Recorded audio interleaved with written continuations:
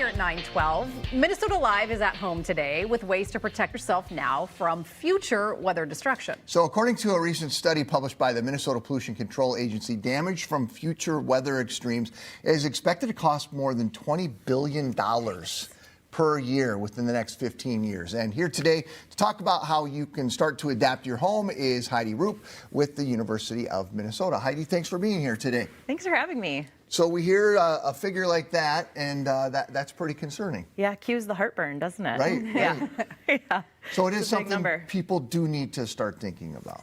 Absolutely. I think, and it's homeowners, it's individuals, it's government, it's society, it's industry. So as we consider the future impacts from weather and climate on the state, preparedness pays. And I think that the study you mentioned really demonstrated that and hit it home. But I really like to think about what does preparedness mean at home? And as someone who thinks about how to prepare for the weather and climate disasters we're facing today, we just are experiencing wildfire in the state, hearing of homes and structures being damaged or lost. We really think about what is it that we do at home and how do we also work across scales of government to make sure the whole state, industry and individuals and otherwise are ready for what's happening today and what we understand is going to get worse in the future as our climate changes. Well, I don't think people think about that with their homes. You know what I mean? I mean, in California, if you live on land, you think about the protection around and the vegetation when you're cutting it down. But here, I just don't think people think too much about what I can do today to get ready for what may come down the line. Absolutely, myself included, right? I think I'm a climate scientist. I think a lot about changing weather and climate, and had that question myself, which is part of what brought us and our team to work with an architecture and engineering firm here in Minnesota to figure out what is it that you can do at home if you're a homeowner. How do you prepare? What are those easy steps? And maybe what are the things you might want to think about when you're repairing something, replacing something, or even constructing something new. If you're in a situation where you get to build something, making sure that you're really making those proactive, preventative investments now because they are likely to pay dividends down the road. Well, let's talk specifically about some different weather phenomenon, and starting with flooding. There are some changes you think that we could be making around our homes. Yeah, so there's a suite of options. So this collaboration with the architecture and engineering firm HGA, we created these checklists. You can find them online and they're free to use. And again, I'm using them because I don't have all the answers either. And they start with some easy things to do around the home. Flooding is one example. What you want to do is get water away from your property and foundation, right? That can cause a lot of basement flooding, which we expect is going to cost more Minnesotans more money down the road. So thinking about draining down, having your downspouts drain away. There's even heavier investments you could make thinking about flood-proofing your basement. So if you're renovating or something like that, or even putting new equipment in your basement, really making sure that foundation is sound and as waterproof as possible. So there's all sorts of options from the sort of what you do outside, what you plant, how you move water away, to those bigger investments you can consider that really flood-proof your property. I even think of like the gutters around the house. We had to replace them, and like my husband is always up there on the roof with the blower getting the stuff out, but they have like the ones that have the lid on them now so that the leaves those leaf guards. Exactly. Yep. Getting the water away. So things like keeping your gutters clean matters because it enables the water to move quickly away from your foundation. You don't want water sitting close to your house. And as we get more heavy rainfall, more extreme events, as our climate warms, those rainfall events, they carry more moisture. So we're expecting more heavy rainfall, and we're already seeing that. Our more heavy and intense rainfall events they're heavier and more intense than they've been at any other time in recorded history, our rain events already today, and we expect that trend to continue in the future. So these investments pay to make now, and they're going to help prepare you for the future. All right, let's talk about wind and hail. What can we do to help our homes stay protected from wind and hail? Because I feel like sometimes, what are you supposed to do? Yeah, this is a great question, and one where I really realized, even being a privileged homeowner myself and a new homeowner and learning this, is that we have to be our own advocates. And so these checklists we've created also intend to help do that.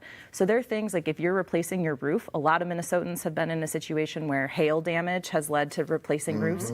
You can actually invest in fortified roofing materials. So that is how the material gets attached to the roof, but also the type of shingles you use. But rarely do contractors make that offer. I've found through my lived experience, you actually have to ask. And what's interesting about investing in those nicer shingles is that I get a reduction in my homeowner's insurance premium every year I get a deduction for having made that investment in a more resilient material that isn't as prone to hail damage. So there's things like that. The wind, that's how you secure the material to your roof, but also the type of material you use. And there's different grades of shingles. And if you tell your insurance company, it was a simple phone call, and I save quite a bit of money every year on my homeowner's insurance. That was not something that was presented to me when I replaced my roof. Exactly. Due to hail And damage. the only reason I knew to ask is I happened to be working on these types of products and really thinking about what does it look like to prepare. And I just asked our contractor, and he's like, "Oh yeah, you just thicker, or what is it that it protects from the I think it's damage how of like a big hail this pump? is where I get out of my depth in terms of the material design. But yeah, it basically is less prone to the damage because when the hail hits, it makes basically pock marks and damages the integrity of the material on the roof. And so they can make a stronger, more robust asphalt shingle. And things like metal roofs as well. They're more resistant to hail, and they're great fireproof. They're more fireproof material. So if you're fire prone, that's a great investment as well. Let's try to get some extreme heat tips here before All right. we're done. We're All just right? going through the list. Yes, we are. We love our weather in Minnesota, right? So we've got some of these extreme heat things up here that you're suggesting. Fans, I think a lot of people think of that, but I don't know that everyone thinks about what they're planting in their yard. Yeah, this is another one. So there's a lot of co-benefits. We think about wildfire and heat and getting water away from our property. So thinking about native vegetation around your property, things that are going to be drought tolerant, heat tolerant, that aren't going to require a lot of watering. Turns out it costs us money often to water our lawns. Quite a bit, too. And even down to things like the color of the materials you use on the sides of your homes and even on those rooftops.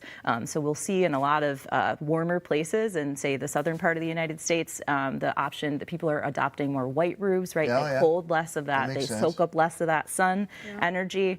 So there's, again, those smaller investments, making sure you're circulating air, keeping cold air inside, protecting the sun from getting in on those extreme heat days. And we're going to see this, unfortunately, become more important as we prepare for a warmer world. In some parts of the state, we're expecting over 20 to 30 more days per year in the summer where our temperatures exceed 90 degrees Fahrenheit. I live in Minnesota because I like the winter. I'm not very robust when it comes to heat. So something like that, for me, is a real motivation to prepare. 90's too much. Too much. Last but not least, because we're almost out of time, I do want to talk about the winter weather conditions, the snow and the ice, and what we can do. Yeah, so our winters are actually warming fastest, but we will still have winter in Minnesota, which is great. There are a lot of folks who are navigating ice dams, so wanting to avoid those ice dams. Those can be structurally incredibly damaging. They can also impact your neighbors. So that's one with more freeze-thaw cycles. We're encouraging people to really be proactive in that. I think it's investing in those, some of the other investments like hail and flood proofing we're building around our properties.